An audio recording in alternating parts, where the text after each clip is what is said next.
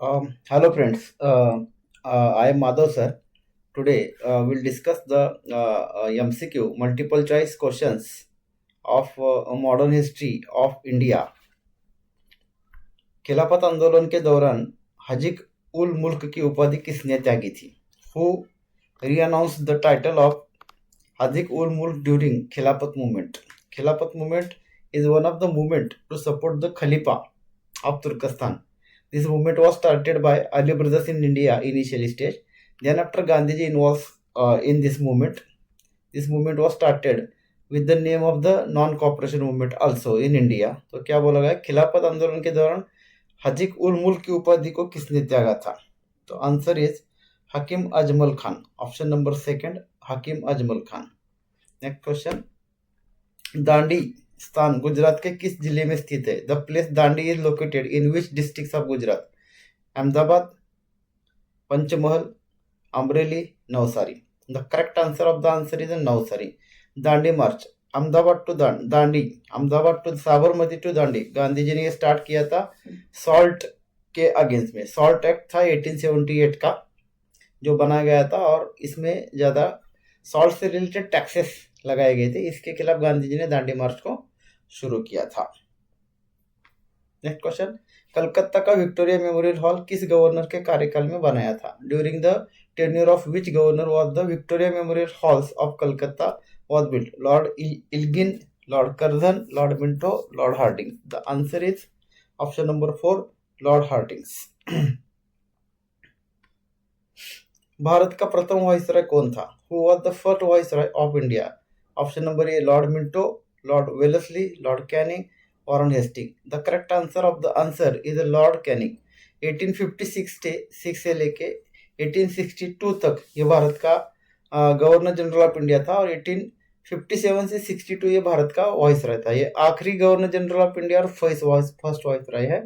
1857 की उठाव के बाद में 1858 का एक संधि हुआ था जिसको विक्टोरिया रानी ने किया था, जिसे हम बोल सकते हैं कि 1858 गवर्नमेंट ऑफ इंडिया एक्ट और द डिक्लेरेशन ऑफ क्वीन. और इस कानून के तहत बोला गया था कि भारत के अंदर जो भी जाति, धर्म, प्रथा, संस्कृति, इसके अगेंस्ट में कुछ नहीं किया जाएगा कंपनी की तरफ से.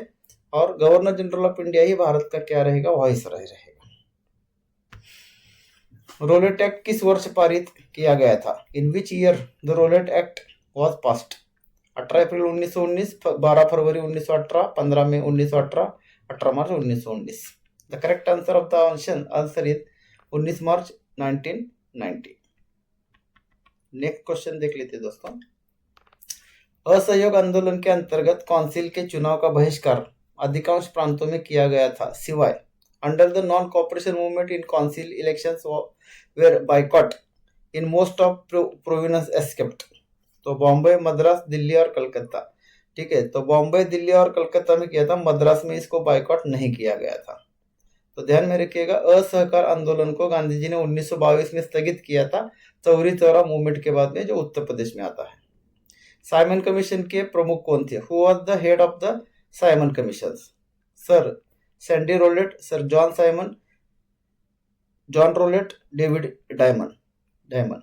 Answer is the sir John Simon. The next question, at which place Gandhi ji gave the slogan do or die? करो अथवा मरो का स्लोगन गांधी जी ने कहाँ पे दिया था? ऑप्शन नंबर ए गवालिया टैंक मैदान, सेकंड कलाम मैदान, आजाद मैदान, सनराइज ए मैदान. The correct answer is the Gowalia tank मैदान, बॉम्बे. 8 अगस्त और 9 अगस्त 1942 में इंडियन नेशनल कांग्रेस का सेशन हुआ था और इस सेशन के अंदर चले जाओ छोड़ो भारत की जो घोषणा है गांधी जी ने की थी. और इस आंदोलन के जो अध्यक्ष थे इंडियन नेशनल कांग्रेस के, मौलाना अबुल कलाम आजाद थे, जो सबसे ज्यादा बार इंडियन नेशनल कांग्रेस के अध्यक्ष थे. और इस सेशन में असहयोग आंदोलन का जो छोड़ो भारत का जो आंदोलन का जो ड्राफ्टिंग है गांधी जी ने यहाँ पे रखा था और ब्रिटिश को यहाँ पे बोला गया था, भारतीय लोगों को बोला था डू और डाई.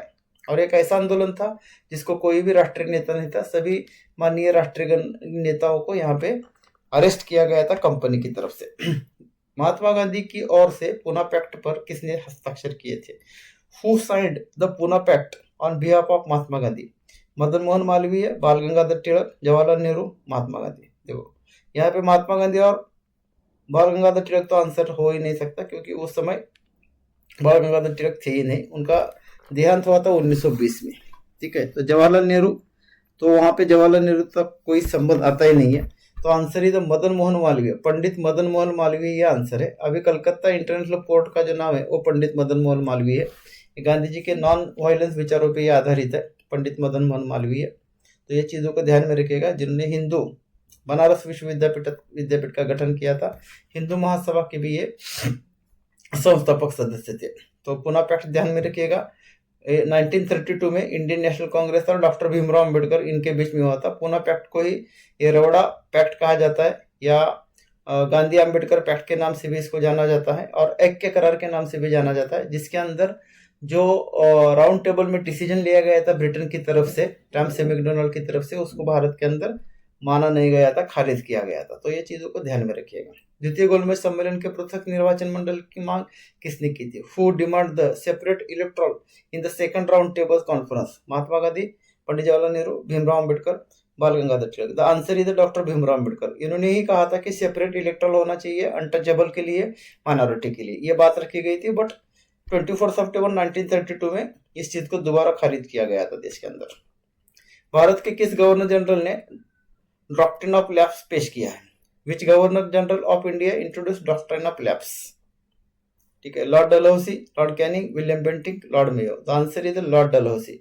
1848 में लॉर्ड डलहौसी भारत के गवर्नर जनरल थे, और इनके समय पे डॉक्ट्रिन ऑफ लैप्स बोला गया था। डॉक्ट्रिन लैप्स क्या होता है? नेचुरल बर्थ होना बहुत ज्यादा जरूरी होता है। किसी भी राजा रानी का अपना नेचुरल बर्थ होना जरूरी। जैसे झांसी का रानी का संस्थान 1853 में इन्होंने क्या किया था? डॉक्ट्रिन ऑफ लैप्स के तहत खारिज किया था। ठीक है, 1848 में मराठा एम्पायर सातारा के अंदर इसको डिक्लाइन किया गया था। 1919 में अखिल भारतीय खिलाफत सम्मेलन कहाँ आयोजित किया गया था? Where was the all India Khilafat conference held in 1919? Lahore, Mumbai, Delhi, Dhaka. The answer is Delhi. World war first के बाद में खलीफा के लिए, खलीफा जो है तुर्कस्तान का जो खलीफा है, इसको सपोर्ट करने के लिए भारत में खिलाफत मूवमेंट को शुरू किया गया। बट 1919 के बाद में ही खिलाफत मूवमेंट का जो नाम है वो नॉन कॉपरेशन मूवमेंट रखा गया, जिसके लीडर महात्मा गांधी हुआ करते थे। अली ब्रदर्स थे यहाँ पे। अली ब्रदर्स ने खिलाफत मूवमेंट भारत में इंट्रोड्यूस किया था। किसने आधिकारिक तौर पर भारत के मुसलमानों के लिए एक अलग मातृभूमि की मांग की? Who officially demanded for a separate homeland for the Muslim of India? Chaudhary, रहमत अली, मोहम्मद अली जिन्ना, फजलुल हक, उसके बाद में मोहम्मद इकबाल। तो आंसर इज मोहम्मद इकबाल। इन्होंने गाना लिखा था, सारे जहां से अच्छा हिंदोस्तां हमारा। ये एक ऐसे लोग हैं, वो इसी देश में रहेंगे और इसी देश को तोड़ने की बात करेंगे।